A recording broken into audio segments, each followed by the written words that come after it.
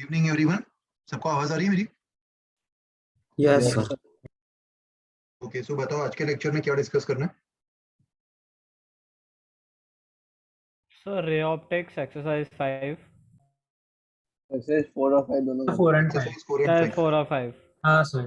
ठीक है, चलो करो। तुम लोगों ने सॉल्यूशंस रेफर कर लिया था ना, मैंने जो भेजा था वो? ठीक है।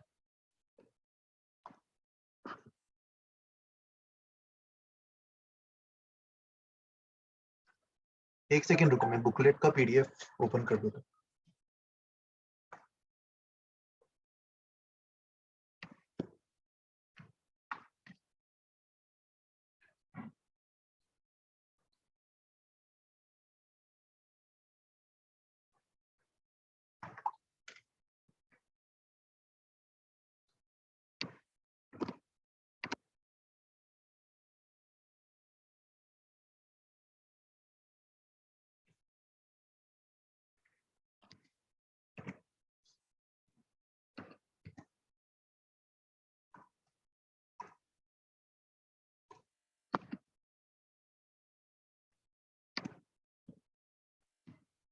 एक्सरसाइज 4 में बताओ कौन सा क्वेश्चन?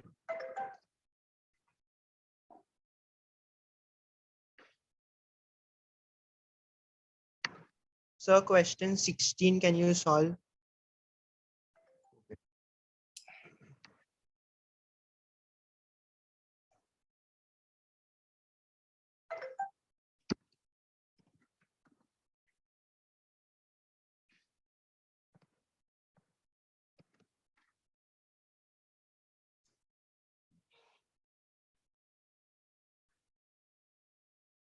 एक मिनट।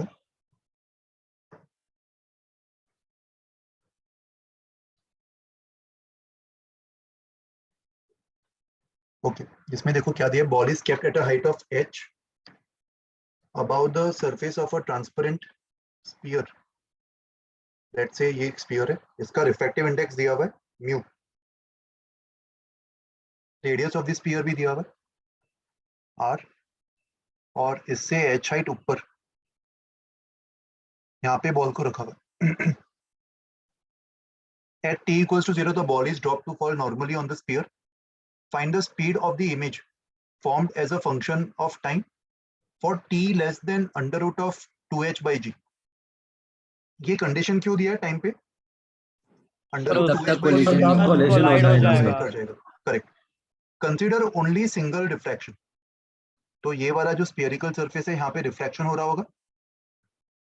तो देखो रिफ्रैक्शन में जो इमेज बनेगा उसका अगर मुझे स्पीड चाहिए, उसके लिए अपन सबसे पहले ये फॉर्मूला यूज कर सकते हैं, μ2 by v minus μ1 by u equals to μ2 minus μ1 by r। Right, ये स्फेरिकल रिफ्रैक्शन वाला फॉर्मूला होता है। और इस पूरे इक्वेशन को अगर मैं टाइम के रिस्पेक्ट में डिफरेंशिएट करूं, सो हमें मिलेगा μ2 minus 1 by v square dv by dt minus μ1 into minus 1 by u square du by dt। और RHS तो कांस्टेंट ही रहेगा, तो उसका डिफरेंशिएशन 0। यहाँ पे dv by dt मतलब velocity of image along the axis, and du by dt मतलब velocity of object along the axis. Right, so vi into μ2 upon v square will be equals to velocity of object into μ1 upon u square। तो velocity of image का हमें यहाँ से formula मिल जाएगा μ1 upon μ2 into v square by u square, this multiplied by velocity of object, है ना? ये step समझ में आया सबको यहाँ तक? Yes, sir. Yes sir. So देखो अभी इस फॉर्मूला से हमें क्या क्या दिख रहा है। वेलोसिटी निकालने के लिए हमें एक तो ऑब्जेक्ट का डिस्टेंस चाहिए, इमेज का डिस्टेंस चाहिए, एंड वेलोसिटी ऑफ ऑब्जेक्ट चाहिए। और किसी भी टाइम t के बाद हमें ये स्पीड ऑफ इमेज चाहिए। तो आफ्टर एनी टाइम t ये सारे पैरामीटर्स कैलकुलेट कर लेते। टाइम t में बॉल का डिस्प्लेसमेंट जो होगा s, ये हाफ gt स्क्वायर होगा नीचे की तरफ, और इस समय बॉल ने जो वेलोसिटी एक्वायर किया होगा, फर्स्ट इक्वेशन से ये वेलोसिटी, इसको मैं v नॉट लिख सकता हूँ, वेलोसिटी ऑफ ऑब्जेक्ट की तरह ये काम कर रहा होगा। This velocity will be gt, है ना? और इसके करस्पॉन्डिंग जो इमेज होगा उसको लोकेट करने के लिए अपन वापस ये फॉर्मूला यूज कर सकते हैं सबसे पहले, तो उससे v मिल जाएगा। सो देखो यहाँ पे u क्या होगा,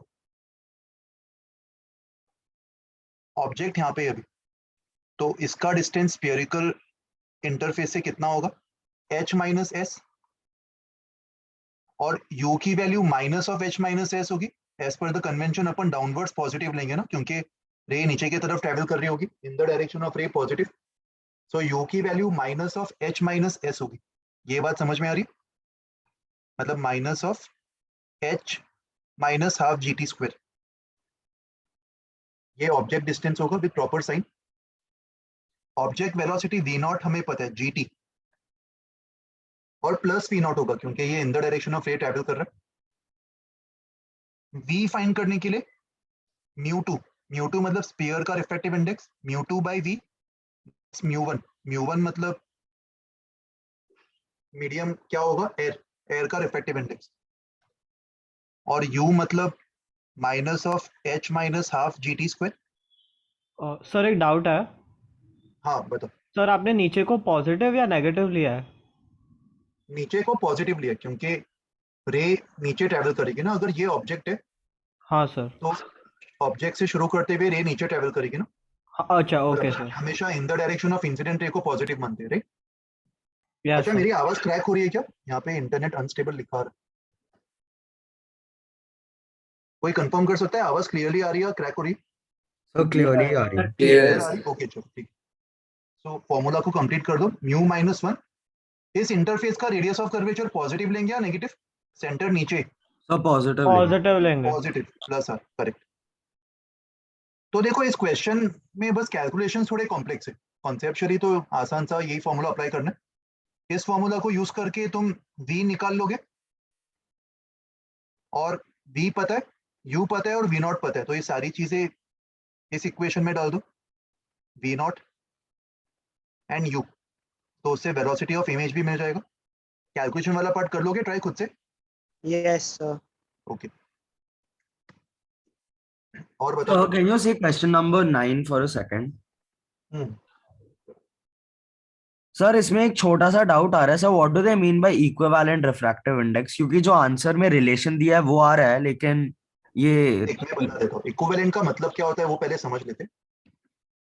फिजिक्स के कोई भी कॉन्सेप्ट में अगर इक्विवेलेंट की बात हो रही, जैसे तुम लोग ने रेजिस्टर्स के केस में सुना है ना इक्विवेलेंट रेजिस्टेंस, यस सर, तो उसका मतलब क्या है, अगर मान लो गिवन कॉम्बिनेशन ऑफ रेजिस्टर्स है, उन सबको अगर मैं एक से रिप्लेस करूं, तो उन सबको एक से रिप्लेस करने का जो इफेक्ट है वो भी सेम होगा जो उन सारों का था, उन सबका मिला के।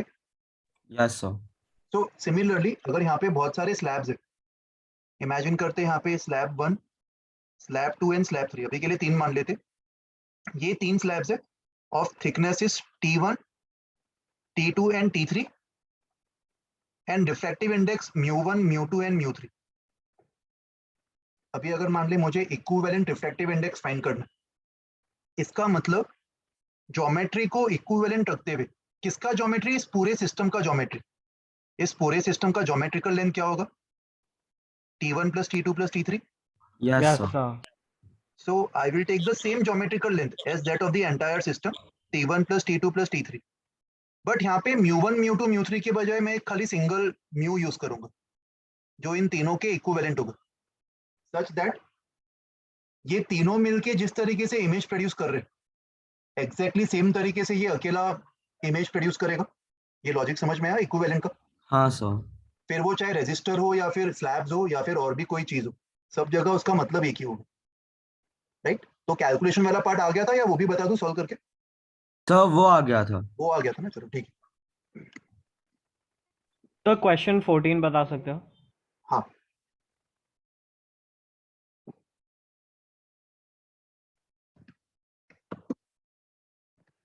एक यहाँ पे भी स्फीयरिकल रिफ्रैक्शन वाला सवाल है, ट्रांसपेरेंट स्फीयर के ऊपर रे इंसिडेंट है, एंगल ऑफ इंसिडेंट 60 डिग्रीज दिखाई दे रहा है, and the ray emerges from the sphere parallel to line AB। तो देख यहाँ पे ये वाला जो इंटरफेस है, यहाँ पे पहला रिफ्रैक्शन होगा, yes sir. And this is the normal, तो रे टूवर्ड्स द नॉर्मल बेंड होगी इस तरीके से। और let's call this point D, इस पॉइंट पे सेकेंड रिफ्रैक्शन होने वाला है, तो सेकेंड रिफ्रैक्शन के लिए यहाँ पे भी पहले नॉर्मल ड्रॉ कर देते, किसी भी सर स्ट्रिंग एक से। डाउट था over here, why don't we consider TIR, क्योंकि ऐसे ही किया था लेकिन टीआईआर को इग्नोर कर दिया था मैंने और आंसर आ गया था। अच्छा, TIR देखते कैसे पॉसिबल हो सकता है, लेट्स सी। रिफ्रैक्टिव इंडेक्स ही निकालना है ना, तो अभी के लिए अपन कमेंट नहीं कर पाएंगे angle of incidence critical angle से बड़ा है कि नहीं। अगर मान ली TIR हो रहा होता, इमेजिन करके अगर TIR हो रहा होता, ये R, ये R, तो ये भी R होता, यस देख सर। पा रहे हैं? और एक बार TIR हो गया तो ये मल्टीपल टाइम्स TIR अंदर ही होते जाएगा। So just try to imagine that यहाँ पे जो फर्स्ट रिफ्रैक्शन हुआ था वो कौन से एंगल पे हुआ था, एंगल ऑफ इंसिडेंस क्या था फर्स्ट रिफ्रैक्शन में, 60 degrees, yes sir. And angle of refraction को मैं R मान रहा हूँ, तो यहाँ पे same angle of refraction R है ना, तो अगर 60 से R रिफ्रैक्शन हो रहा है तो R से 60 भी रिफ्रैक्शन होगा ना, ये अपन बोल सकते हैं by the principle of reversibility of the light. अच्छा यस सर, यस यहाँ से सर। TIR का पॉसिबिलिटी है ही नहीं, समझो। हाँ sir, got it. And as per the condition ये वाली जो रे है वो ओरिजिनल रे के पैरेलल है, तो यहाँ पे ज्योमेट्री अप्लाई कर दो, तुम देख पा रहे हो ये वाला एंगल 120 हो जाएगा। Yes, sir. सो ये कितना होगा, ये 30 होगा ना शायद R, ये 120 तो ये भी 120, सो 120 प्लस 2R विल बी 180, तो R की वैल्यू 30 डिग्रीज आ गई। और अभी स्नेल्स लॉ अप्लाई कर दो, 1 into sin 60 हाँ इक्वल्स सर, टू हो 0 into जाएगा sin। फिर। ओके, सर आप सिक्स का बी वाला पार्ट कर सकते हो। सर हाँ बताओ। सर आपने वो प्रिंसिपल ऑफ रिवर्सिबिलिटी क्या बताया था, एक बार बता सकते हैं? हाँ मैं बता दूं, अगर मान ले ये μ1 मीडियम है और ये μ2 मीडियम है, अगर रे ऑफ लाइट μ1 मीडियम में एंगल ऑफ इंसिडेंस I पे हिट कर रही और अगर इसका एंगल ऑफ रिफ्रैक्शन R हो रहा है, तो अगर मान ले दूसरे केस में मैं उसको एंगल ऑफ इंसिडेंस R पे भेजता, तो मैं बोल सकता हूँ डायरेक्टली कि इसका एंगल ऑफ रिफ्रैक्शन I होता है इस केस में, रिवर्स डायरेक्शन में वो हाँ। एक्जेक्टली सेम पाथ को फॉलो करता है। Yes sir. तो वही बोल रहा हूँ मैं यहाँ पे, अगर 60 से R रिफ्रैक्शन हो रहा है तो R से भी 60 होगा ना, क्योंकि मीडियम सेम है। हाँ सर, ठीक है, थैंक यू सर। ओके, 6 का B पार्ट ना, यस सर।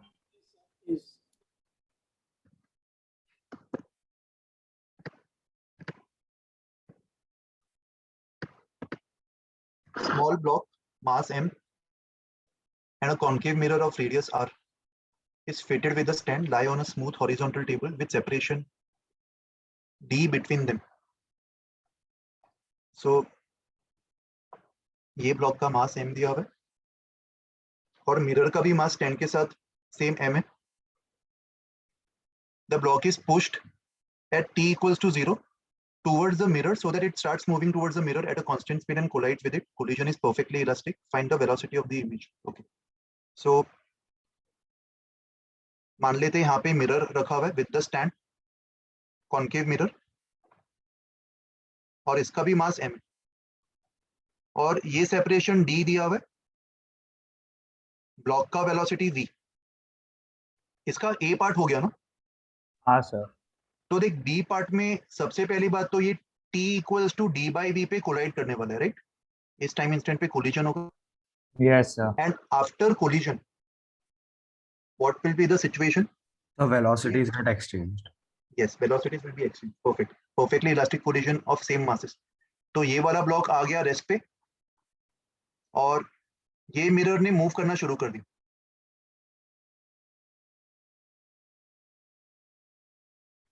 मान लेते कोलिजन जिस टाइम इंस्टेंट पे हुआ उस टाइम इंस्टेंट को T0 नाम दे देते, ओके?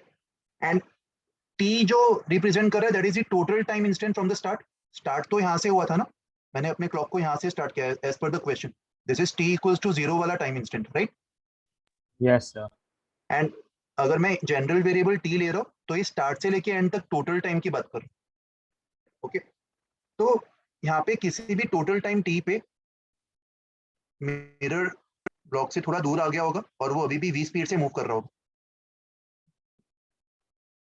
और ये डिस्टेंस मैं कैसे फिगर आउट करूंगा?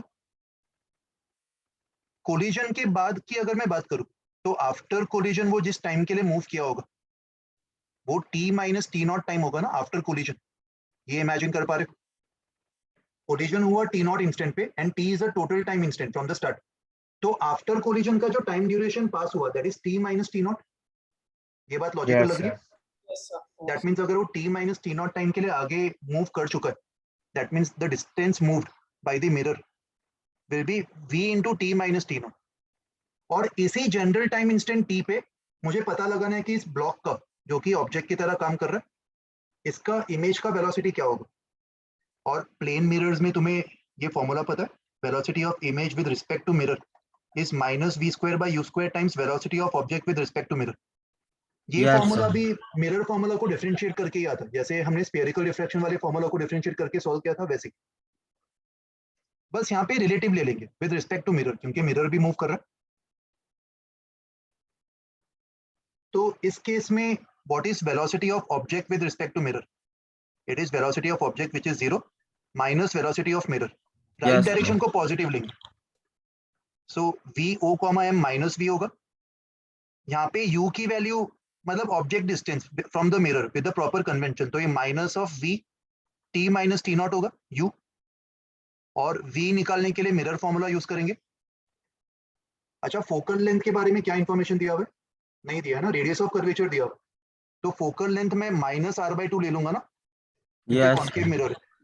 तो ये वाले फॉर्मूला से मुझे v भी मिल जाएगा। आई नो थोड़ा कॉम्प्लेक्स इक्वेशंस आएगा बट प्रॉपर्ली कैलकुलेशन करोगे तो फाइनल आंसर मैच हो जाएगा।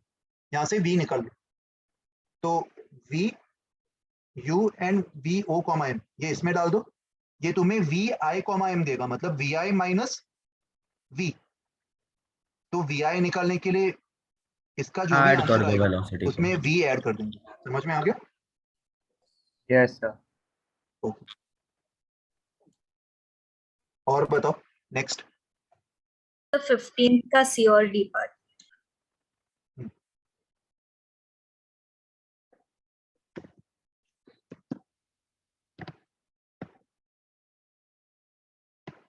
अच्छा देख, इसके ए और बी पार्ट में शायद तुम लोग ने ये फिगर आउट कर लिया होगा कि रिफ्रैक्शन से जो इमेज बन रहा था वो 6 सेंटीमीटर आ रहा था ना, नहीं शायद 3 आ रहा था, 3 या 6 दोनों में से कुछ तो आ रहा था। एक बार बता सकते हो ए बी का आंसर क्या है?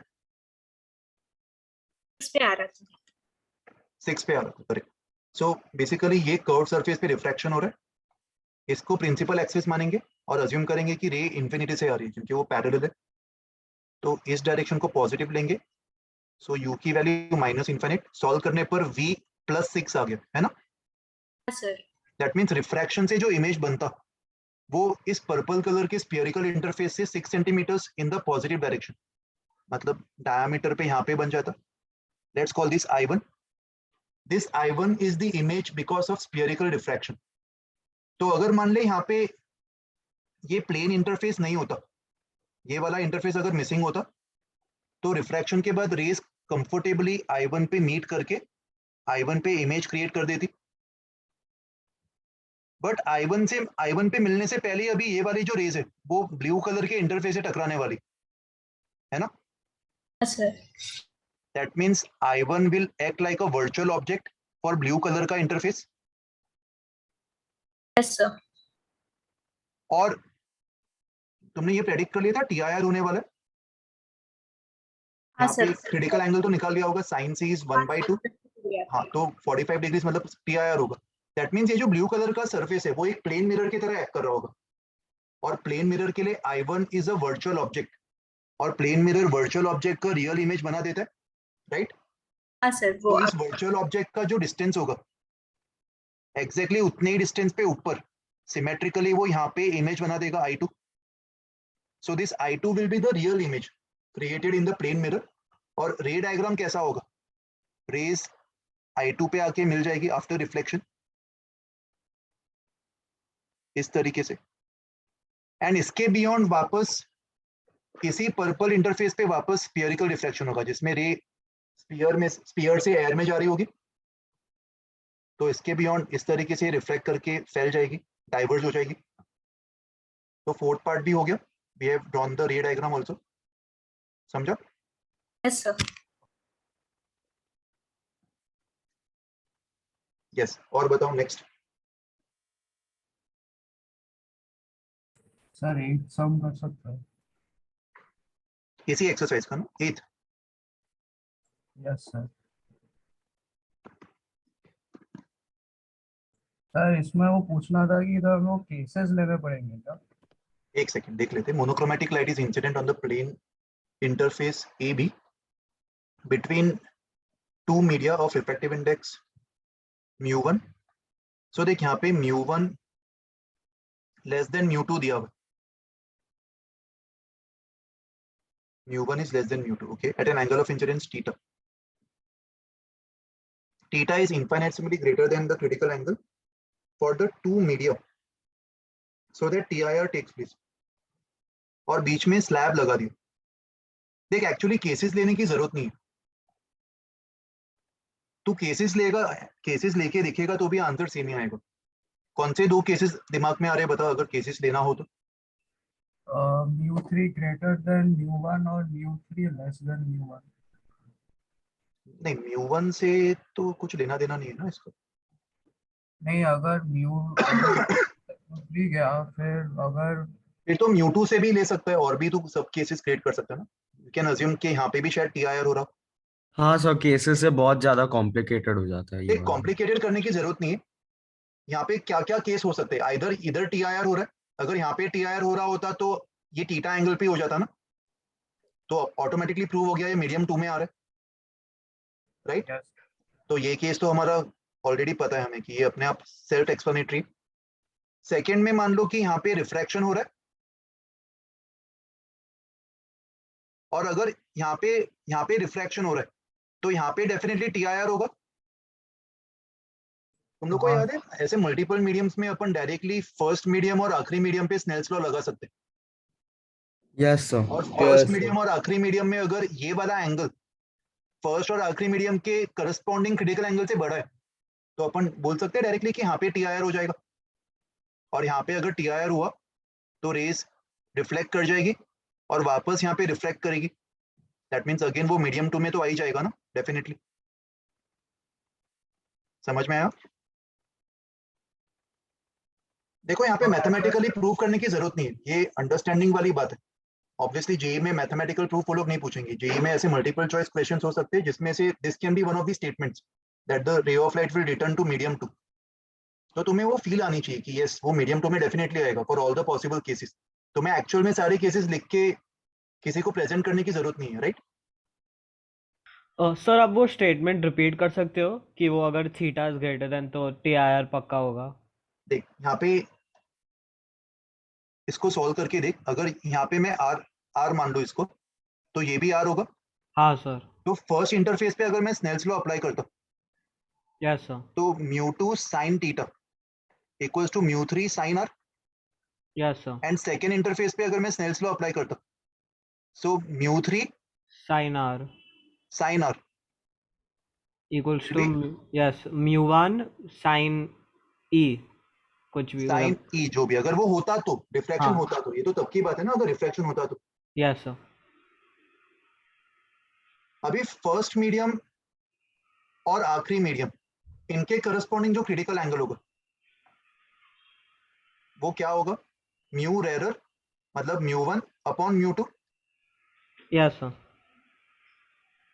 and as per the given condition theta is more than this c, that means sin theta is more than sin of c। Yes sir. that means mu2 sin theta is greater than mu1, है ना। Yes sir. तो mu3 sin r को मैं greater than mu1 मान सकता हूँ। mu2 sin theta is same as mu3 sin r। हाँ हाँ yes sir. that means sin r is greater than mu1 upon mu3। Yes sir. and mu1 upon mu3 मतलब ये वाले इंटरफेस पे इन दोनों मीडियम्स के करस्पॉन्डिंग जो साइन ऑफ सी होगा वो या क्रिटिकल एंगल। यस, तो यहाँ पे r is corresponding to the angle of incidence and हाँ sine of that angle of incidence is more than sine of that corresponding critical angle for mu1 and mu3. हाँ, okay sir, समझा तो यहाँ समझा। पे TIR हो जाएगा, समझो? Yes sir.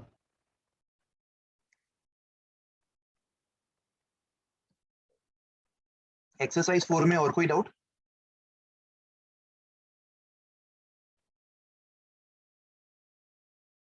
एक्सरसाइज 5 देखे अभी? बताओ सर एक्सरसाइज क्वेश्चन 6। एक्सरसाइज 5 में क्वेश्चन 6। क्वेश्चन 5। अच्छा,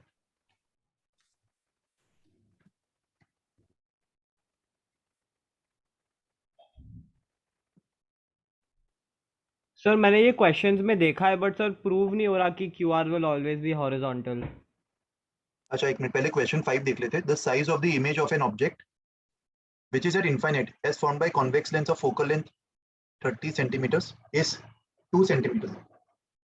If a concave lens of focal length 20 centimeters is placed between the convex lens and the image at a distance of 26 centimeters from the convex lens, calculate the new size of the image. Okay, so देख यहाँ पे ये convex lens है और object यहाँ पे infinite पे कहीं तो प्लेस्ड होगा। इट्स अ रियल ऑब्जेक्ट, तो इस रियल ऑब्जेक्ट का रियल इमेज बन जाएगा इन्वर्टेड, और कॉन्वेक्स लेंस में ये जो रियल इमेज बन रहा है इसका साइज दिया हुआ है 2 centimetre. Let's call this I1, और ये इमेज इसके फोकस पे बनेगा, राइट, 30 सेंटीमीटर पे। तो लेकिन जब इनफाइनाइट पे होता है तो पॉइंट इमेज बनता है ना? देख हाँ सर, इनफाइनाइट एक्चुअल में इनफाइनाइट थोड़ी होता है। इनफाइनाइट मतलब वेरी वेरी लार्ज ना, तो ऐसा Yes, कुछ हो sir. सकता है कि ये मे बी 30 सेंटीमीटर है, तो ये अगर 30 किलोमीटर भी हो गया तो 30 किलोमीटर को भी तो मैं इनफाइनाइट मान सकता हूँ ना, compare to 30 centimetre. Yes, sir. तो उसके करस्पॉन्डिंग जो इमेज होगा वो हाईली डिमिनिश्ड होगा, बट एग्जैक्टली पॉइंट नहीं माना तो भी चलेगा ना। Yes, sir. तो उसके अकॉर्डिंग ये दिया हुआ डेटा 2 सेंटीमीटर का इमेज। अभी कॉन्वेक्स लेंस और I1 के बीच में एक कॉन्केव लेंस प्लेस किया जा रहा है at a distance of 26 centimetre from the convex lens, मतलब I1 से 4 सेंटीमीटर पे होगा। Yes, sir. इसको यहाँ पे कर देते हैं। So this is a concave lens जो I1 से 4 सेंटीमीटर पे, और तुम अभी इमेजिन कर पा रहे हो कि I1 जो कॉन्वेक्स लेंस का इमेज था वो कॉन्केव लेंस के लिए अभी वर्चुअल ऑब्जेक्ट बन जाएगा, क्योंकि इसके क्रिएट होने से पहले ही वो कॉन्केव लेंस से हिट कर जाएगा। यस और no? Yes, sir. Yes sir. तो कॉन्केव लेंस के लिए जब मैं लेंस फॉर्मूला अप्लाई करूंगा, I will take U as +4 centimetre, right, and focal length is -20, क्योंकि कॉन्केव लेंस का फोकल लेंथ अपन नेगेटिव लेते, तो हाँ लेंस सर। फॉर्मूला अप्लाई करने पर अभी V मिल जाएगा, और V मिल गया तो मैग्निफिकेशन से new size of the image भी मिल जाएगा। Oh, V yes, by sir. U हाँ sir, समझा। equals to H2/H1। ओके, फिर 6th क्वेश्चन देखते हैं। Equilateral prism is placed on the horizontal surface. A ray PQ is incident onto it for minimum deviation. Yes, बताओ क्या बोल रहे थे तुम अभी, बोलो। सर इसका प्रूफ नहीं आ रहा है, कैसे प्रूफ करे कि क्यू आर हॉरिजॉन्टल होगा? अच्छा, देख मिनिमम डिविएशन के लिए हमें बस ये पता है कि I1 और I2 सेम होने चाहिए यस सर। एंड R1 और R2 सेम होने चाहिए, right? Yes sir. And it's an equilateral prism, तो ये एंगल 60 एंड नॉर्मल के साथ अगर ये नॉर्मल है तो इसको ही अपन R1 R2 असाइन करते हैं ना। Yes sir. तो R1 R2 का सेम होना मतलब ये अल्फा बीटा का भी सेम होना, हाँ सर। तो प्रूव हो गया ना अल्फा बीटा कब सेम होंगे। अच्छा, okay sir, got it got it. Yes. So second one. हाँ,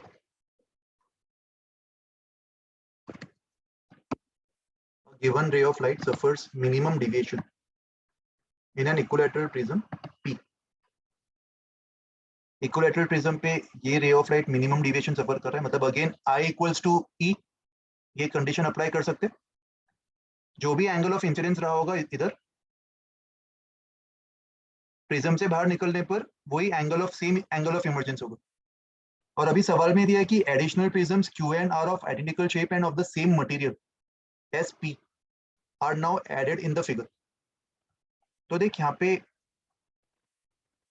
इंडिविजुअल प्रिज्म को पहले ऑब्जर्व करते हैं। मान ली फर्स्ट प्रिज्म है,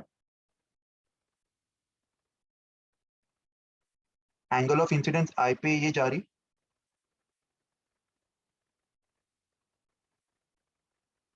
और सेम एंगल ऑफ इंसिडेंस आई पे इमर्ज करेगी, राइट, फॉर मिनिमम डिविएशन। ये लॉजिक समझ में आया? Yes sir. अभी सेम प्रिज्म है मगर rotated,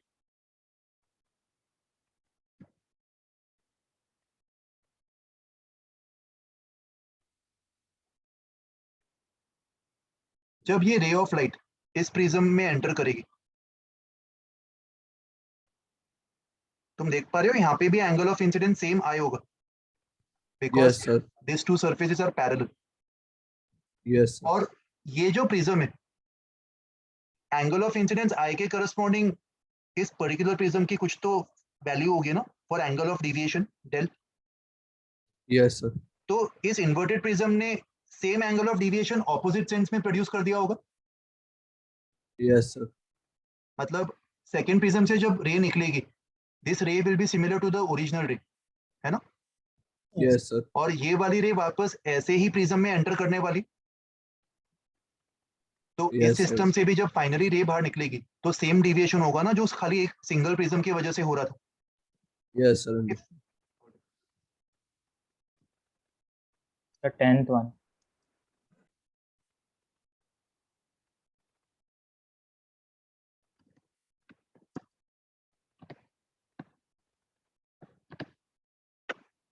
In an experiment to determine the focal length of a concave mirror by UV method, a student places the object A on the principal axis at a distance x from the pole. तो let's say ये concave mirror है,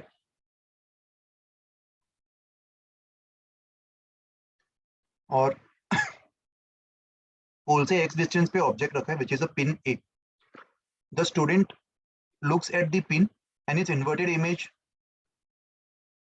from a distance, keeping his eye in line with the principal axis.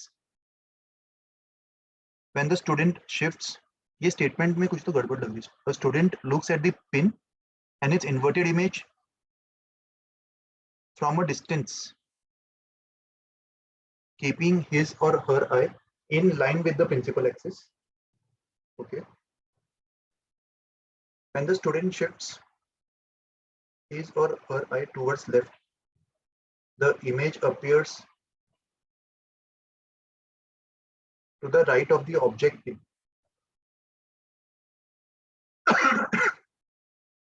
नहीं interpret कर पा रहा सवाल में क्या पूछना चाह रही है।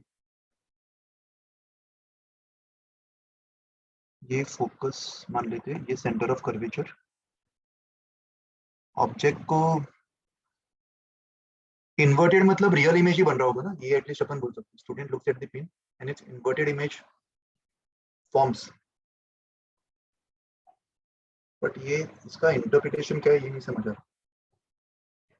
It's inverted image from a distance keeping his her eye in line with the principal axis, मतलब प्रिंसिपल एक्सिस के लाइन पे अगर ये देख रहा है तो उसको इन्वर्टेड इमेज दिखाई दे रहा है। But when the student shifts his or her eye towards left,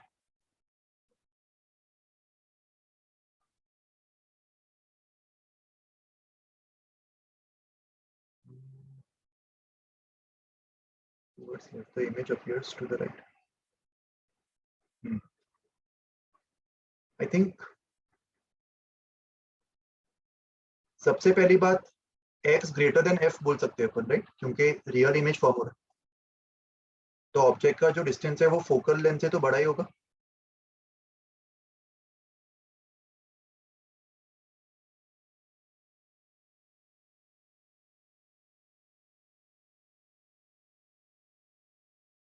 but ये ऑप्शन नहीं है ना कहीं पे भी। हमें ये फिगर आउट करना है कि ऑप्शन बी और डी में से कौन सा है। आई थिंक इस स्टेटमेंट से ऐसा कुछ इंटरप्रेट करवाना चाह रहे हैं कि मैग्नीफाइड है कि डिमिनिश्ड इमेज है, ये हमें गेस करना होगा, बट ये स्टेटमेंट्स का मतलब ही समझ नहीं आ रहा मुझे। किसी ने सॉल्व किया है इसको? कोई बता सकता है? अगर कोई इंटरप्रेट कर पा रहा है तो बताओ।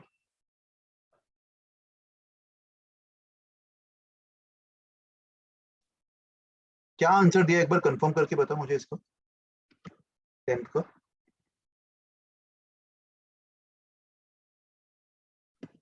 10th का बी मतलब ऑब्जेक्ट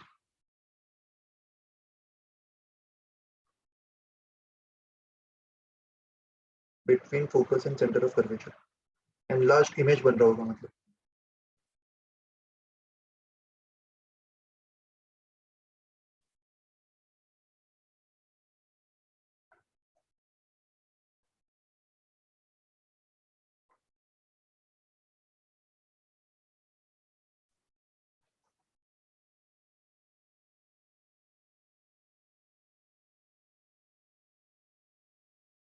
इसको देखते हैं यार बाद में, एक बार मुझे देखने तो इसका इंटरप्रिटेशन क्या है किसी और सोर्स से, तो नेक्स्ट टाइम मैं तुम्हें बता दूंगा इसका मतलब, ठीक है?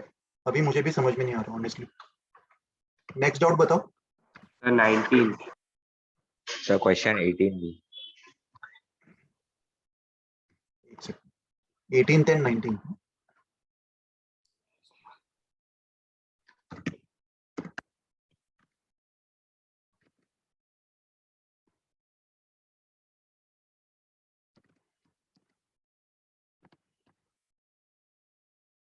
ray of light traveling in a glass medium is incident on the glass air interface at an angle of incidence theta. The reflected and transmitted intensities, both as a function of theta, are plotted. The correct sketch is। तो देखो यहाँ पे वो denser से rare जा रहा है ना, ग्लास से एयर, तो ग्लास जो मीडियम है वो पार्शियली रिफ्लेक्टिंग भी होगा, सब लोग मानते हो इस बात को?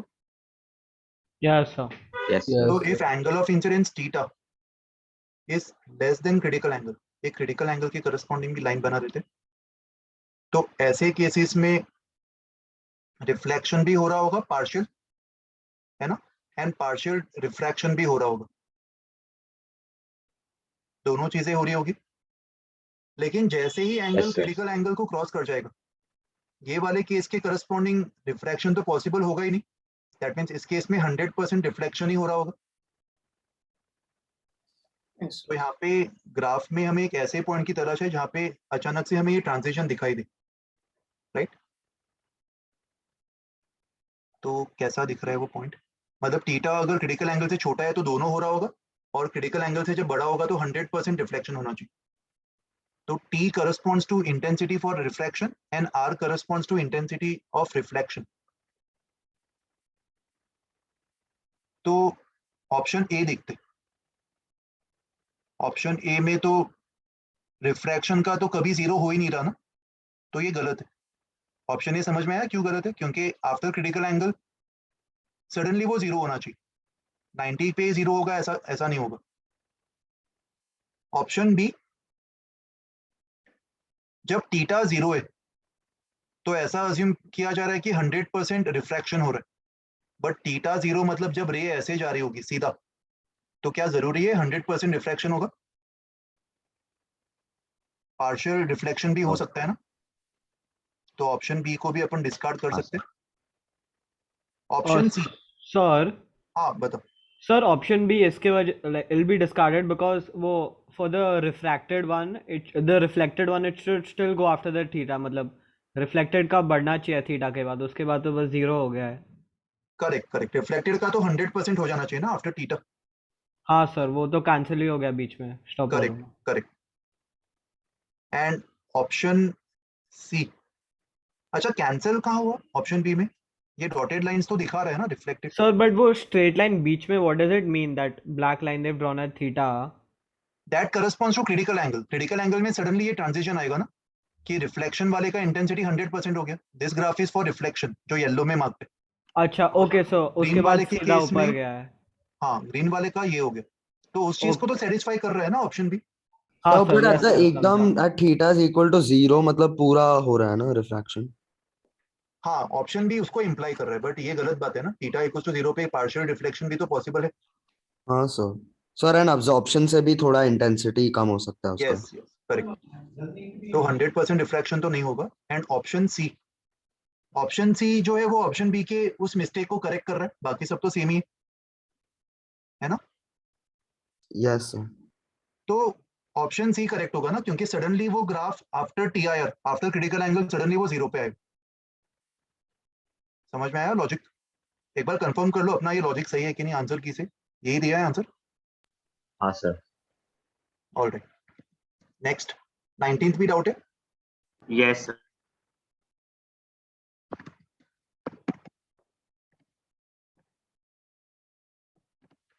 Student perform the experiment for determination of focal length of a concave mirror by UV method using optical bench of length 1.5 meters. Focal length दिया हुआ है 24. The maximum error in the location of the image can be 0.2. 5 sets of UV values recorded by the students are. अच्छा, focal length already दे दिए, इसी को determine करना था, but ठीक है, आई थिंक इसमें बस डेटा वेरीफाई करना। तो मिरर फॉर्मूला से कर सकते हैं ना verify, 1/v plus 1/u equals to 1 by values डाल के।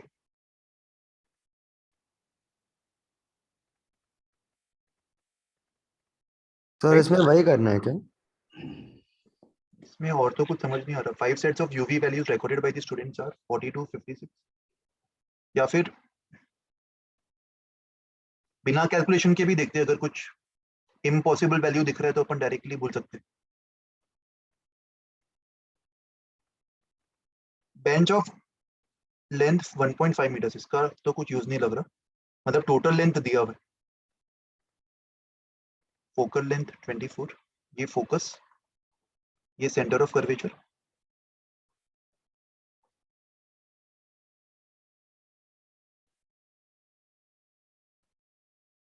सो 48 तो सही लग रहा है, इसको चेक करने की जरूरत नहीं है। 42 and 56,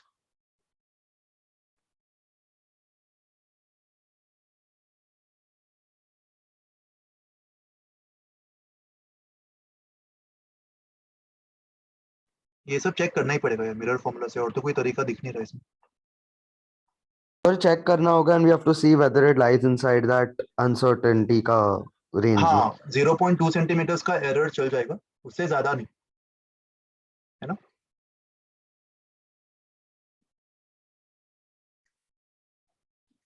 next sir question 24, 21st 24, 24, okay.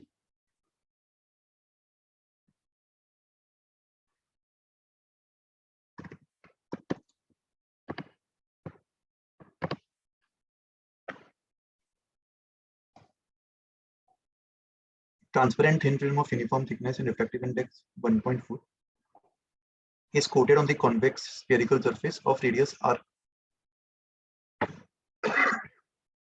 at one end of a long solid cylinder glass of refractive index 1.5. ये 1.4 का है, ये 1.5 का है. Rays of light parallel to the axis of the cylinder traversing through the film from air to glass get focused at a distance of f1 from the film, while rays of light traversing from glass to air gets focused at f2 from the film. Okay. सो देख, यहाँ पे दो बार अपन spherical refraction का formula apply कर सकते हैं ना, एक बार ये वाले सरफेस पे और एक बार ये वाले सरफेस पे। Originally rays of light parallel आ रही, तो जो पर्पल वाला सरफेस है उसके लिए ऑब्जेक्ट को अपन माइनस इंफिनिट पे ले लेंगे,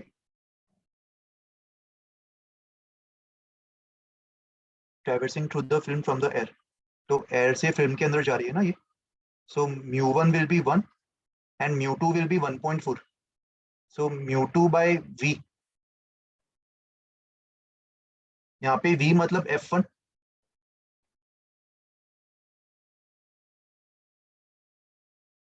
अच्छा एक सेकंड, पर वापस पढ़ लेते हैं. Traversing through the film from air to glass.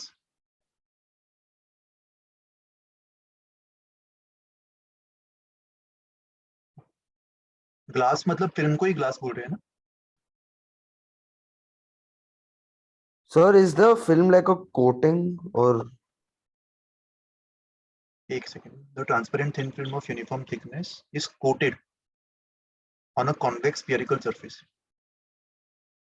Yes, it's a coating, but what Sir, material sir they are उसके using? थ्रू होगा रिफ्रैक्शन. उसके थ्रू होगा ना. रिफ्रैक्शन मीडियम चेंज हो रहा है तो रिफ्रैक्शन तो होगा. हाँ सर, मतलब होना तो चाहिए. और लैंग्वेज से तो ऐसे ही समझ में आ रहा है ना. एयर से तो पहले ग्लास में, मतलब ग्लास, इस कोटिंग को ही ग्लास बोल रहे शायद.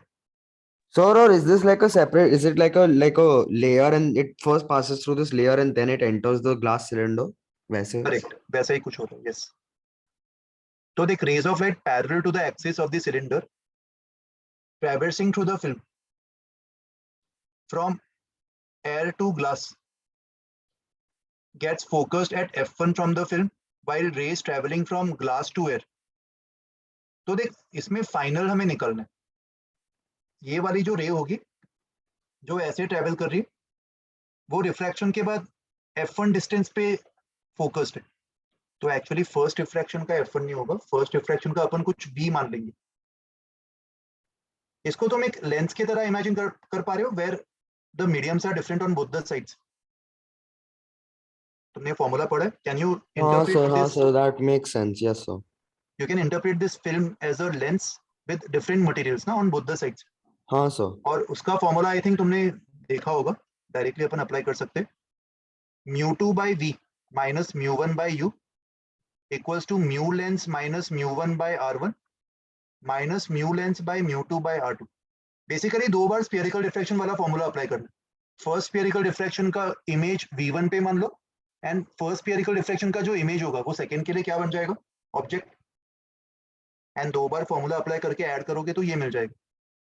mu1 मतलब इसको मैं mu1 मान रहा हूँ, इसको mu2, और बीच वाला जो मीडियम है उसको mu लेंस. तो फर्स्ट केस में this u is minus infinite, mu2 is 1.5, v मतलब f1, mu1 मतलब 1. अच्छा, ये तो वैसे भी 0 हो जाएगा. Equals to mu lens 1.4 minus mu1. mu1 मतलब 1, रेडियस दोनों का सेम होगा, प्लस r. सर इधर भी इसे थिन ही समझना है ना? थिन ही समझना है, तभी मैं डिस्टेंस सेम मान पा रहा हूँ ना दोनों से. थिन लेंस की तरह ही इमेजिन करेंगे. लिखा है ना इधर थिन फिल्म. अच्छा हाँ, यस सर. तो इस इक्वेशन से f1 मिल जाएगा ना. एंड वैसे ही रिवर्स डायरेक्शन में जब रे जा रही होगी, उल्टा, अगर रे ऐसे ट्रेवल कर रही तो ये f2 पे मिलेगी. इस केस में अपन लेफ्ट को पॉजिटिव मान लेंगे, और इस केस में जो mu1 है वो एक्चुअली mu2 हो जाएगा, और जो mu2 है वो 1 हो जाएगा. समझ में आया? Yes sir. And radius of curvature r1 r2 को भी माइनस r ले लेंगे. तो अकॉर्डिंगली एक बार वापस ये फॉर्मूला अप्लाई करके तुम f2 भी निकाल लेना, उससे रेशियो मिल जाएगा. Okay. Yes sir. Sir actually थोड़े लोगों को शायद से कल के पेपर में एक साइन कन्वेंशन का डाउट आ रहा था. उसमें प्लस माइनस दोनों आंसर्स करेक्ट करवा दिया मैंने. अच्छा ओके सर. इंटीजर टाइप में ना, हाँ सर. तो प्लस माइनस दोनों के लिए सही मिल जाएगा तुम्हें. ठीक है. ऐसे दो सर आप क्वेश्चन है ना क्वेश्चन आखिरी में. 23 हाँ सर. हाँ, तो दोनों में तुम्हें प्लस माइनस के लिए मार्क्स मिल जाएगा. 23rd में भी डाउट है. सर क्वेश्चन 27 में सिर्फ डायग्राम आप एक बार बता सकते हो? वो प्रिंट एरर वो बराबर से 23rd का ही पूछ रहे हो ना? 27. अच्छा 27. सर 28 में भी डाउट. हाँ,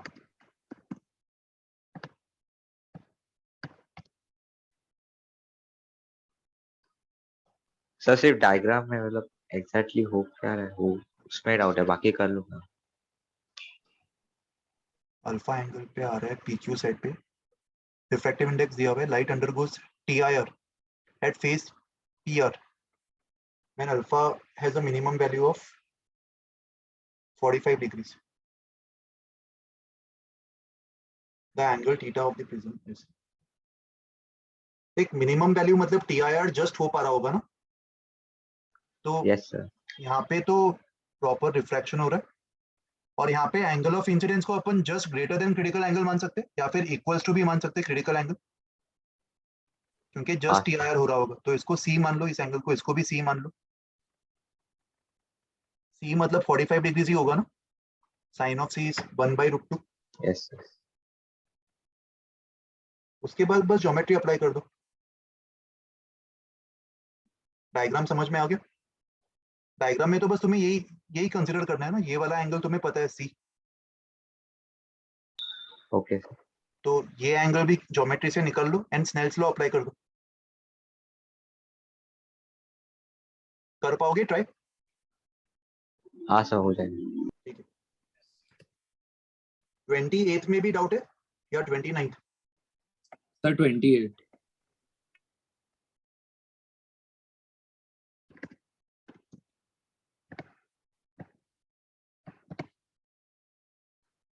A plano-convex lens is made up of refractive index n when a small object is placed 30 centimeters away in front of the curved surface of the lens. An image of double the size of the object is produced. Due to reflection from the convex surface of the lens, another faint image is observed at a distance of 10 centimeters away from the lens. तो देख ऐसा एक lens मान लेते,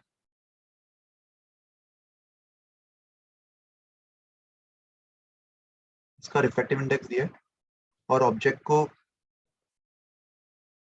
30 centimetre पे रखा हुआ है,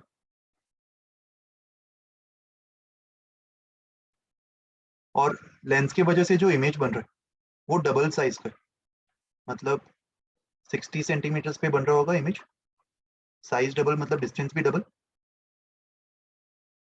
yes. Due to reflection from the convex surface of the lens, another faint image is formed at a distance of 10 centimeters. देख अभी यहाँ पे सेकंड केस में ये वाला जो कॉन्वेक्स सरफेस है, इसको एक मिरर की तरह इमेजिन कर, कॉन्वेक्स मिरर, और इसको मिरर की तरह इमेजिन करने पर ये जो इमेज बना रहा है ये इससे 10 सेंटीमीटर्स अवे बना रहा है I2, और ये वर्चुअल होगा ना, क्योंकि कॉन्वेक्स मिरर तो रियल ऑब्जेक्ट का वर्चुअल इमेज बनाएगा, तो इरेक्ट होगा ही। तो यस। U को -30 और V को +10 लेते हुए मैं इस कॉन्वेक्स मिरर का फोकल लेंथ निकाल सकता हूँ, 1/V + 1/U = 1/F। हाँ, फिर आर आ जाएगा, और फिर हाँ, फोकल लेंथ से R आ जाएगा, और R से फिर बाकी चीजें भी हो वो जाएगी, lens refractive maker index. Correct, ये डेटा से लेंस का फोकल लेंथ मिल जाएगा, एंड लेंस मेकर फॉर्मूला से रिफ्रैक्टिव इंडेक्स भी निकाल लोगे, है ना? यस। ओके, और कोई डाउट है किसी को भी बताओ? 30th.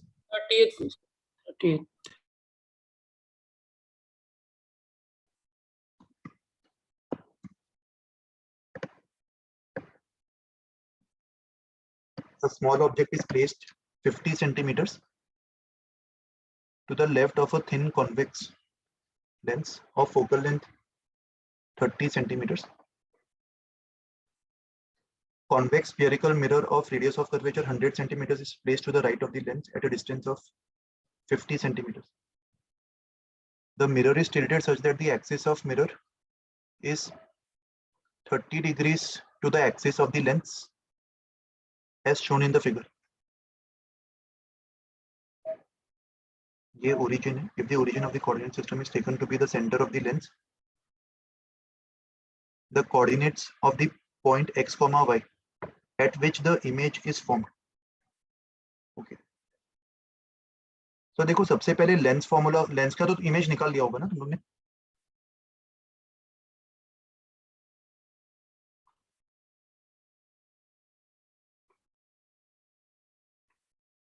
लेंस का इमेज कितने पे आ रहा है?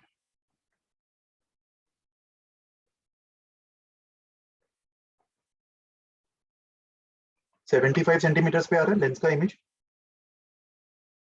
Yes sir.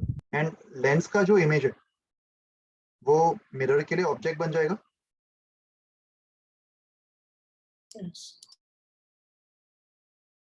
यहाँ पे बट रोटेशन वाला कॉन्सेप्ट भी शायद यूज करना पड़ेगा। यहाँ पे थीटा एंगल छोटा नहीं है ना, डायरेक्शनल अजम्पशन भी नहीं कर पाएंगे इससे। इसको प्रिंसिपल एक्सिस मान के 75 मतलब यहाँ से 25 इन्वर्टेड इमेज बन रहा होगा। पॉइंट ऑफ सर व्यू इसको कितना ही मान। हाँ बताओ क्या बोल रहे हो। सर हम इसको सीधा एक बार कंसिडर कर लें मिरर को, और सर उसके बाद फिर उसके कोऑर्डिनेट्स निकाल लेंगे हम थीटा से, और जो रिफ्लेक्टेड रे होगी वो 2 थीटा से टर्न करेगी ना, तो हाँ वैसा कुछ सोच सकते हैं। वैसे किया तो आ रहा था answer. Right right right correct. पहले सीधा ही मान लो, सही बोल रहे हो। तो अगर मैं इसको सीधा मानूं तो ये जो I1 होगा ये कॉन्वेक्स मिरर के लिए वर्चुअल ऑब्जेक्ट होगा ना, तो मिरर Yes, के sir. लिए U को +25 ले लो, पहले नॉर्मल तरीके से ही कर लो, सही बोल रहे हो, सीधा मान के। और फोकल लेंथ क्या दिया हुआ है 50 है ना, +50, रेडियस ऑफ कर्वेचर 100 है, तो उससे 1/v + 1/u = 1/f। तो v कितना आ रहा है, -50 आ रहा है।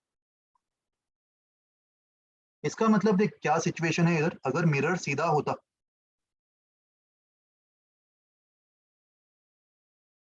तो जो रेज ऑफ लाइट यहाँ पे हिट कर रही मिरर को, जो अगर मिरर नहीं होता तो I1 पे मिलती, वो आफ्टर रिफ्लेक्शन यहाँ पे मिल रही है I2 पे। कितने डिस्टेंस पे, 50 सेंटीमीटर।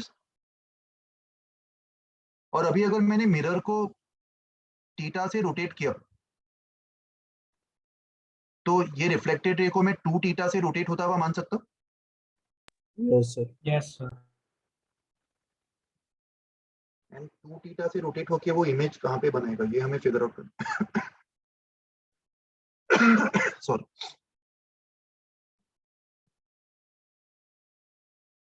एक सेकेंड। रोटेशन का जो सेंस है वो क्लॉकवाइज है, मतलब प्रिंसिपल एक्सिस ऐसा हो गया होगा।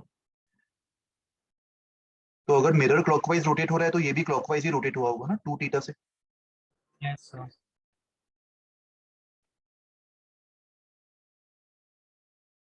तो यहाँ पे कहीं तो बन जाएगा इमेज I3। नहीं एक सेकेंड, और कोई कंडीशन दिया है क्या।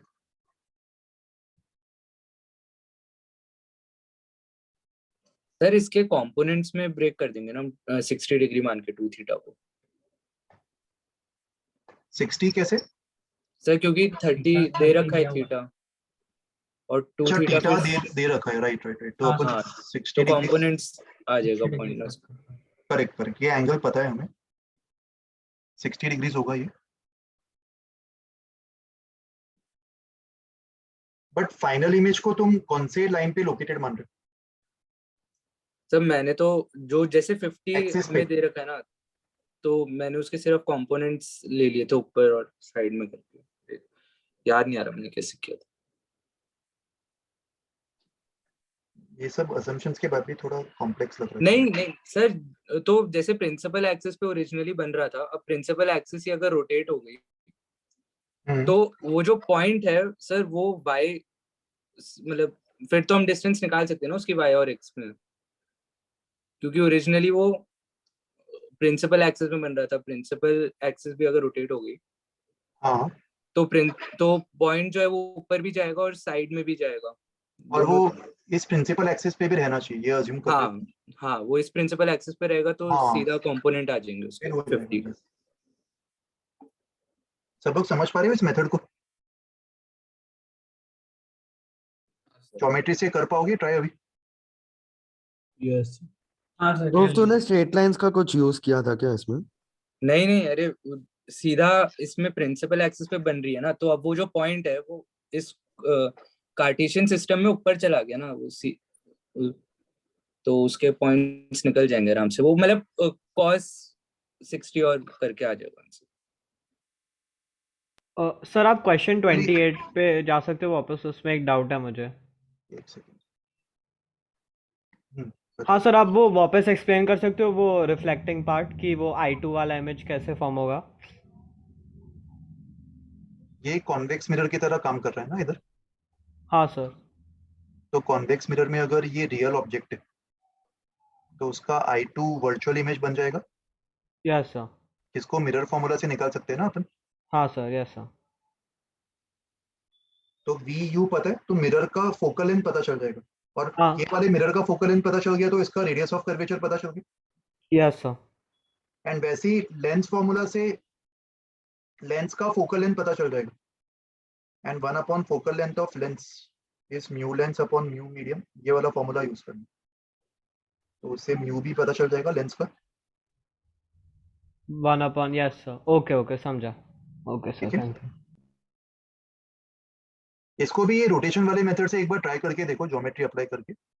अगर फिर भी तुमसे आंसर नहीं आ रहा है तो अपन अगली बार डिस्कस कर लेंगे इसको। ओके, और कोई डाउट है बुकलेट से 9th वाला कर सकते हो पर। इसी एक्सरसाइज का? हाँ सर।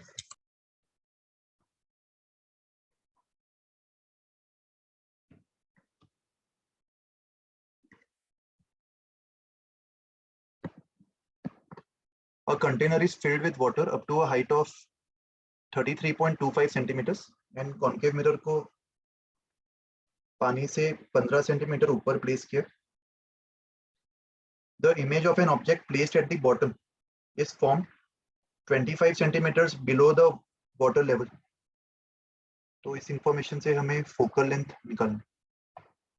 सर, हम्म, तो इसमें जो 25 सेंटीमीटर दिया है वो रियल डेप्थ है कि अपेरेंट डेप्थ है? apparent depth, क्योंकि फाइनल इमेज है ना वो, तो रिफ्रैक्शन के बाद वाला वो डेप्थ होगा रिटर्न जर्नी में। तो शुरुआत यहाँ से होगी,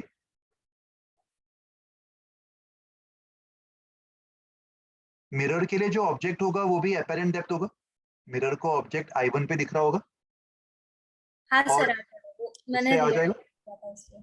समझ गया ना? हाँ सर। ठीक है।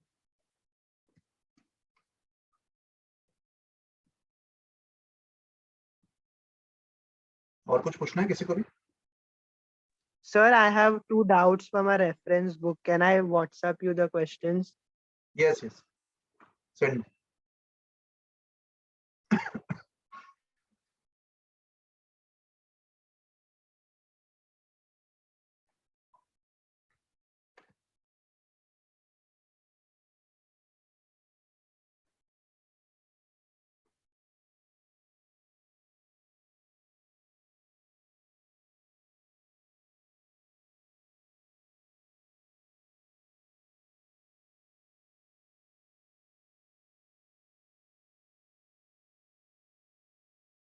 Sir, I have sent you on the WhatsApp.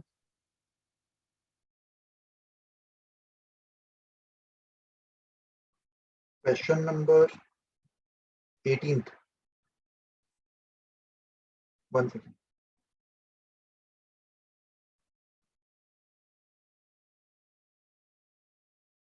Symmetrical biconcave lens is cut into two identical halves and they are placed in different ways as shown. So see, in case 1, the lenses are placed like this.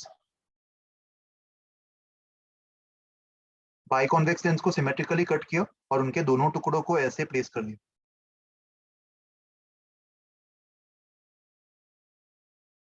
तो object को यहाँ पे रखा हुआ, ये वाला जो part है लेंस का, ये तो एक सिंगल लेंस है, एक सिंगल लेंस की Yes, तरह बिहेव sir. कर रहा होगा। वैसे ही नीचे वाला पार्ट भी एक सिंगल लेंस की तरह ही बिहेव कर रहा होगा। And Yes, sir. बीच में it's a combination of lens. This part and this part are exactly same, so they will create one single image and बीच वाला part will create one more image, तो total 2 images बनेंगे ना। Yes, sir. ये doubt था ना? See, it Yes, does sir. not matter whether you keep the lens like this or like this, both are exactly same. Both configurations of lenses will create image at exactly the same location for a given location of the object, right? Yes, sir. और बाकी case 2 और case 3 तो single image ही बनेगा। Understood? हाँ sir, इसी में doubt होगा ना, केस 2 केस 3 तो सिंपल है। हाँ सर, वो फर्स्ट वाले में ही डाउट हो रहा ओके, था। ठीक है। फिर सर seventh, हाँ बताओ। सर कॉम्प्रिहेंशन में पैराग्राफ 2 का क्वेश्चन नंबर 4। कॉम्प्रीहेंशन कौन सा, बुकलेट का? हाँ sir, comprehension question number 4। Previous year JEE का या पहले का? सर प्रीवियस और जी।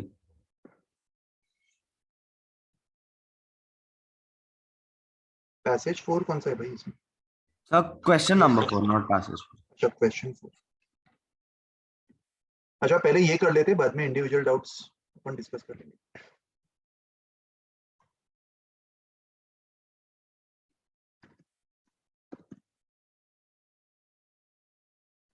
सर पहला वाला मत करो, वो बहुत ज्यादा टाइम कंज्यूमिंग है, बस दूसरा वाला।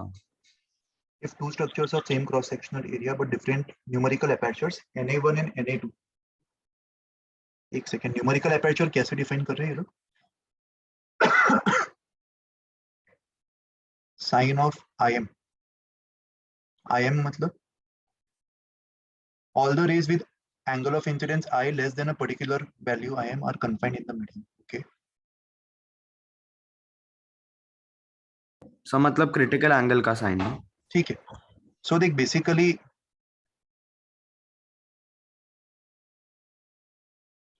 यहाँ पे अगर मान ले ये I से अंदर जा रहा है,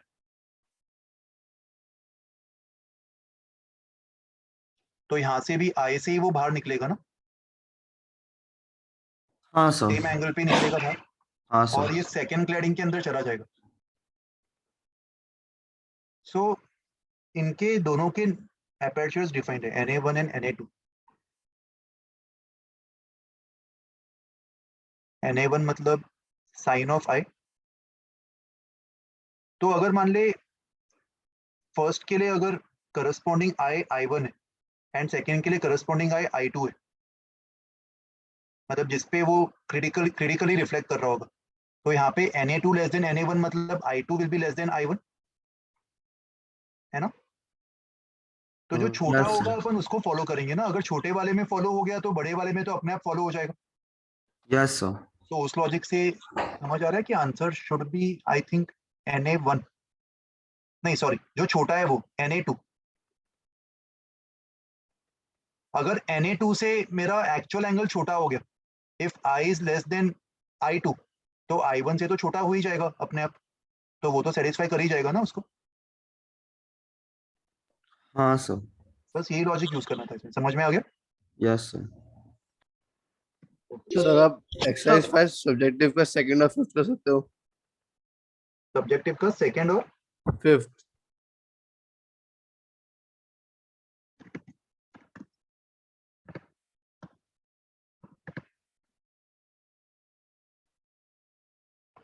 देख, यहाँ पे सबसे पहली बात, इसको लेंस की तरह ट्रीट नहीं कर सकते, राइट, क्योंकि थिक है बहुत, लेंस तो मतलब यस एप्लीकेबल नहीं होगा। तो यहाँ पे प्लेन डिफ्रैक्शन मान लो, प्लेन डिफ्रैक्शन के लिए इसको D मान लो, और इमेज का जो डिस्टेंस D डैश होगा वो हमें निकालना है। μ2 मतलब ये इसका रिफ्रैक्टिव इंडेक्स म्यू, और n1 मतलब 1, तो D dash upon D equals to n2 upon n1। ये फॉर्मूला अप्लाई करते हैं ना अपन, तो यस इससे D dash mu times D आ जाएगा। मतलब प्लेन सरफेस पे जब रिफ्रैक्शन होगा तो उसका इमेज I1 पे बन जाएगा, जिसकी वैल्यू म्यू टाइम्स D होगी यहाँ से। तो स्फीयरिकल इंटरफेस से ये distance mu D plus R हो जाएगा, यस सर। और इसके लिए फिर स्फीयरिकल डिफ्रैक्शन वाला फॉर्मूला अप्लाई कर दो, ये I1 इसके लिए ऑब्जेक्ट बन जाएगा ना, यस सर। तो उससे हो जाएगा सॉल्व। हाँ सर हो जाएगा। और फिफ्थ बोल रहे थे ना? Yes sir. Thin biconvex lens of refractive index 3/2 is placed on a horizontal plane mirror as shown in the figure. Space between the lens and the mirror is filled with water. It is found that, okay, so ये पानी से भर दिया। When an object is placed 15 centimeters above the lens,